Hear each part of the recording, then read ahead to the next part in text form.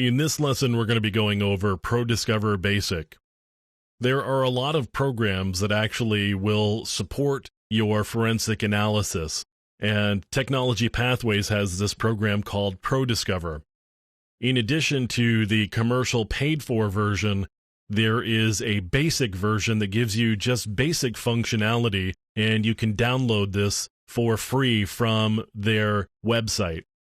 Now, you're not going to get a lot of capabilities because you get that in the commercial paid-for version, but there are some basic functionality here, which of course is why it's called ProDiscover Basic.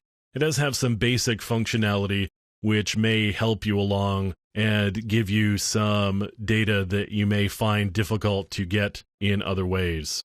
So I'm going to give this a file name here, and we've given it a project number.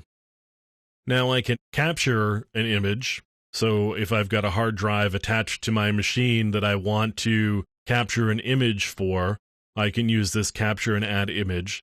I could actually just open up a disk that's attached to my system, or I could use an image file. And in this case, I'm going to use an image file, and I'm going to go into downloads, and I've actually got an image here for a Windows XP system. Now I can go into my images, and if I pop that open, you can see there are actually two hard drives that are in this particular image. So there's a C drive and there's a D drive. Now the interesting thing that you'll see here is you can see all of the metadata. So you can see the master file table, and the master file table is a component of NTFS, and it stores all of the data about the files that are on the hard drive. So if I open up the MFT here, we should be able to get a list of the files.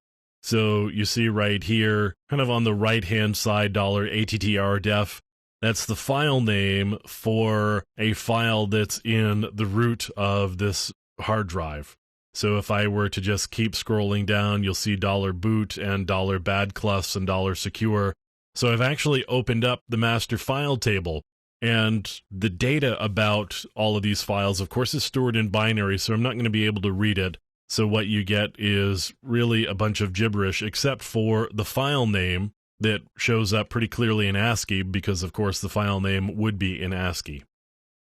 Now, there's not really much of anything on this particular hard drive other than these meta files. So I've got the boot file and the bitmap file, and as I said, the MFT file that we've been looking at.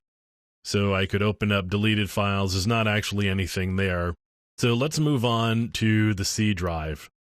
Now, again, we've got the same things on this drive as we did on the other. So we've got the MFT again. And again, you can see all of the file names that are there, just as they were on the other hard drive. So we've still got the MFT, and we've also got the log file. And the log file is all of the changes that have happened to this particular file system. That log file allows us to ensure the integrity of the file system. So I've got all of these files here in my C drive, and I've got, looks like a lot of directories that look kind of like junk. It's entirely possible that there is some malware on this hard drive. Let's open up Documents and Settings. We can go into Administrator, and we can go into My Documents here.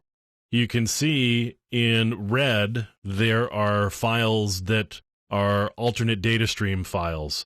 So right here, the file extension is identifier. That's because there is an identifier with this bo2k.zip or bo2k_1_1_6a.zip more specifically.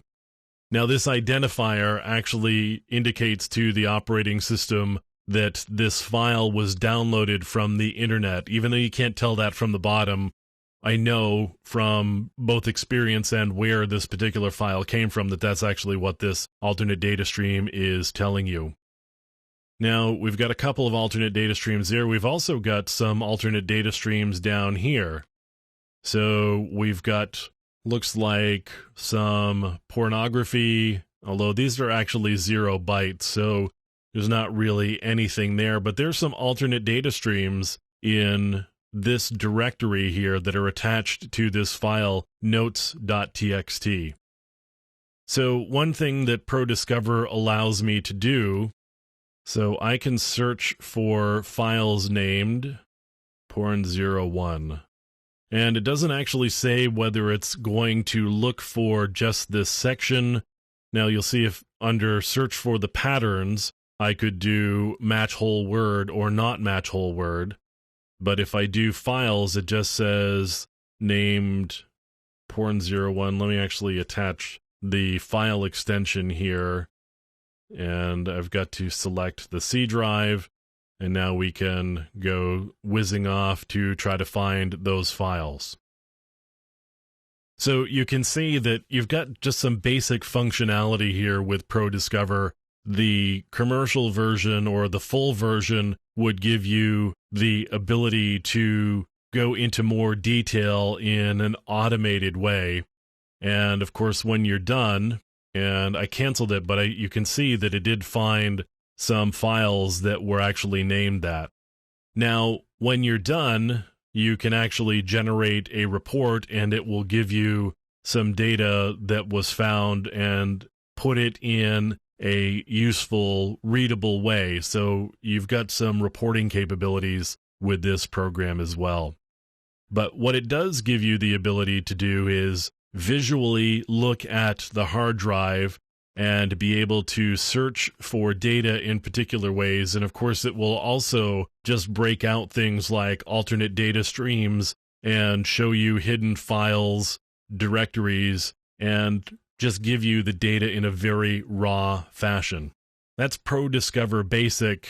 And again, if you're just getting started and want something that doesn't cost any money to be able to run under Windows and be able to do some simple forensic examinations with, you may be able to give ProDiscover Basic a try and get started with it and see what its capabilities are and how far you can go with that.